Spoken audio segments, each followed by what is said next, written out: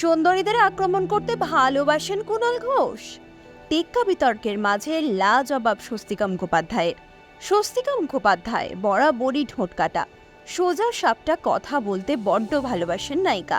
পুজোর মরশুমে টেক্কা রিলিজ করা নিয়েও কথা শুনেছেন এদিন।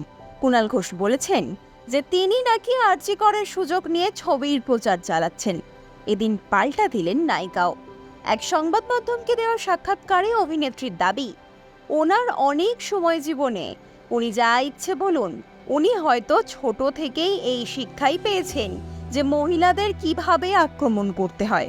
স্বস্তিকার সাফ কথা, আমি অত বড় কেউ নই যে ডিরেক্টর প্রডিউসারদের সঙ্গে ঝগড়া করতে যাব।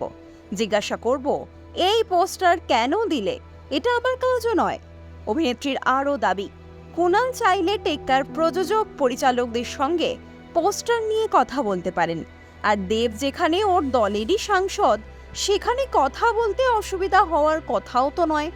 এরপরই নায়িকা বলে ওঠেন, হয়তো যে মেয়েরা সুন্দর তাদের হয়তো কুণাল ঘোষ বেশি করে আক্রমণ করতে ভালোবাসেন। নিজের মুখেই স্বস্তিকা মুখোপাধ্যায়ের স্পষ্ট স্বীকারোক্তি, I am very beautiful, so it's okay.